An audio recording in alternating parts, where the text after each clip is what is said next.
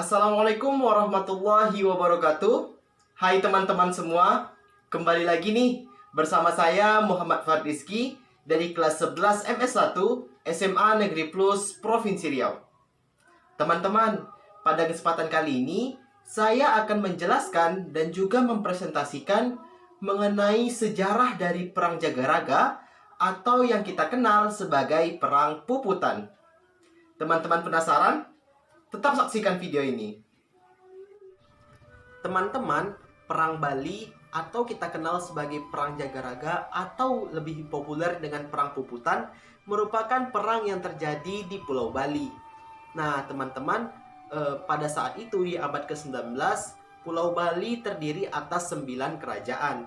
Di antaranya yaitu Kerajaan Jembrana, Buleleng, Karangasem, Badung, Gianyar, Tabanan, Klungkung, dan juga Kerajaan Mengwi.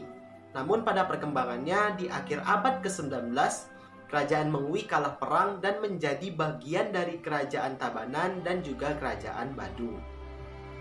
Nah, untuk Perang Puputan sendiri awalnya dan puncaknya terjadi di daerah kekuasaan Kerajaan Buleleng, tepatnya di bagian utara Pulau Bali.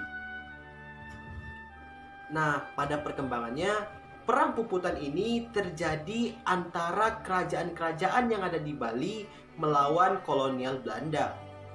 Nah, perang ini terjadi dalam 3 tahap atau 3 ekspedisi militer.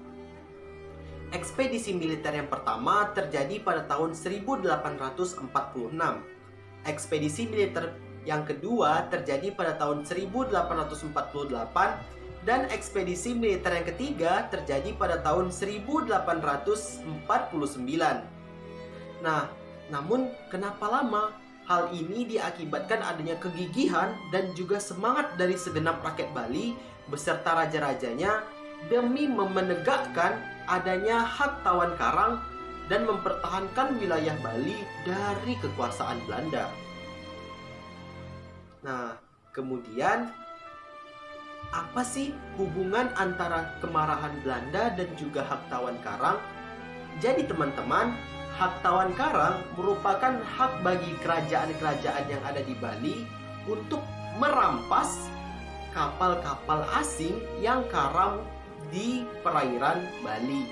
Hal ini termasuk muatan yang diangkutnya dan juga penumpang di dalamnya. Nah, hal inilah yang memberatkan Belanda karena Belanda sering melewati perairan Bali dan juga sering karam di perairan tersebut, sehingga Belanda merasa dirugikan. Nah, pada tahun 1839, Belanda meminta kepada Raja Buleleng untuk menghentikan dan menghapus adanya hak tawan karang dengan imbalan tertentu sebagai gantinya. Kemudian Raja Buleleng setuju. Namun pada kenyataannya Belanda mengingkari janjinya tersebut. Dan inilah yang membuat Raja Buleleng murka terhadap Belanda. Pada tahun 1844, kapal karam Belanda terjadi kembali. Nah, pada saat itu Raja Buleleng dengan tegas memerintahkan untuk melakukan hak tawan karang terhadap kapal Belanda tersebut. Nah, setelah Belanda mengetahui hal tersebut, Belanda sontak marah dan memberikan ultimatum kepada Raja Buleleng. Adapun ultimatum tersebut berisi, yang pertama, kerajaan Buleleng harus mengembalikan harta rampasan kapal yang telah diambil. Nah, kemudian kerajaan Buleleng juga harus menghapuskan hak tawan karang. Kemudian kerajaan Buleleng dan juga segenap kerajaan di Bali harus melindungi para pedagang-pedagang Belanda yang ada di Bali. Dan yang terakhir, kerajaan Buleleng dan kerajaan Bali lainnya harus mengakui bahwa Belanda menduduki Pulau Bali dan berkuasa atas kerajaan-kerajaan itu. Nah, sontak hal ini ditentang keras oleh Raja Buleleng dan juga raja-raja lainnya. Sehingga penolakan tersebutlah yang menjadi pemicu meletusnya ekspedisi militer Belanda yang pertama pada tahun 1846. Nah, ekspedisi militer Belanda yang pertama ini ditentang oleh kerajaan Buleleng di bawah pimpinan I Gusti Ketut Jelantik. Namun, karena kurangnya kekuasaan dan juga persenjataan, akhirnya pasukan I Gusti Ketut Jelantik berhasil dipukul mundur oleh Belanda hingga ke desa Jagaraga yang terletak 4 km di utara Singaraja yang merupakan pusat dari kerajaan Buleleng itu.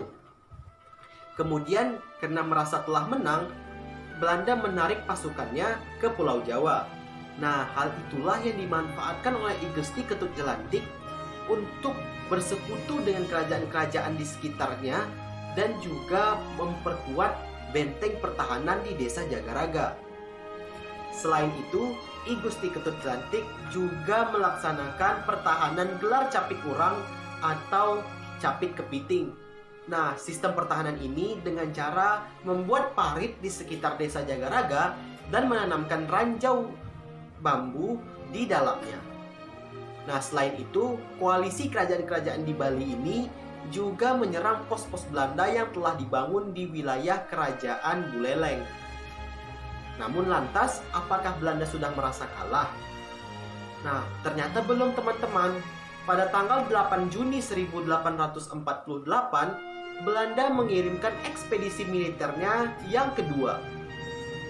Nah, pada ekspedisi militer ini, Belanda menuntut kepada kerajaan koalisi Bali untuk mengembalikan dan membebaskan tahanan-tahanan pos Belanda yang telah ditahan oleh koalisi kerajaan-kerajaan di Bali.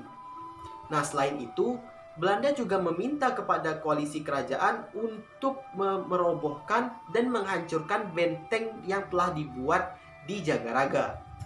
Namun lantas, dengan kegigihan dan juga semangat dari kerajaan-kerajaan yang ada di Bali, mereka berhasil memukul mundur Belanda untuk kembali ke Pulau Jawa.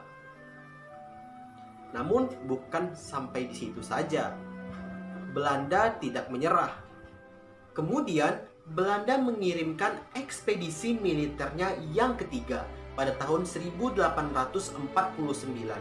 Pada ekspedisi militer kali ini, Belanda mengirimkan pasukan secara besar-besaran sebanyak 4.000 tentara dan juga 3.000 tenaga pengangkut. Lantas, karena besarnya pasukan yang tidak diimbangi dengan rakyat Bali dan juga persenjataan yang tidak sebanding, akhirnya dengan cepat Belanda berhasil menguasai Singaraja, ibu kota dari kerajaan Buleleng. Dan pada saat itulah, ketika Belanda ingin menyerang desa Jagaraga, segenap rakyat Bali bersumpah bahwa mereka akan melakukan sumpah puputan atau sumpah perang habis-habisan, perang sampai mati, yang dikobarkan oleh I Gusti Ketut Jelantik. Nah, kemudian terjadilah peperangan yang sengit di antara Belanda dan juga rakyat Bali. Namun, pada perkembangan selanjutnya, dikarenakan ketidaksamaan antara peralatan perang dan juga pasukan di antara keduanya, akhirnya Belanda berhasil mengalahkan koalisi kerajaan-kerajaan yang ada di Bali. Dan pada saat itu pula, I Gusti Ketut Jelantik gugur dalam medan pertempuran. Pada perkembangannya, setelah kerajaan Buleleng jatuh ke tangan Belanda dan juga kalahnya rakyat Bali dalam perang puputan, kerajaan-kerajaan Bali lainnya dengan mudah ditaklukkan oleh Belanda. Hal ini diakibatkan tidak adanya lagi pemimpin yang karismatik untuk menggerakkan rakyat Bali dalam melawan kolonial Belanda. Pada tahun 1908, kerajaan Klungkung berhasil ditaklukkan oleh Belanda. Takluknya kerajaan Klungkung ini menjadi titik di mana Belanda berhasil menguasai wilayah Bali secara keseluruhan. Pada perkembangan selanjutnya, sistem kerajaan yang ada di Bali ini, baik setelah Belanda menjajah Nusantara dan juga Indonesia merdeka, sistem kerajaan ini dijadikan sebagai identitas budaya yang hingga ada hingga saat ini, namun tidak memiliki kewenangan politis. Teman-teman, sudah tahu kan bagaimana sejarah terjadinya Perang Jagaraga atau yang lebih kita kenal sebagai Perang Puputan? Sebagai generasi muda, marilah kita mengobarkan semangat Jagaraga Semangat Puputan dalam bela negara dan juga berprestasi untuk mengharumkan nama bangsa di kancah dunia. Saya pamit undur diri. Terima kasih telah menonton. Wassalamualaikum warahmatullahi wabarakatuh.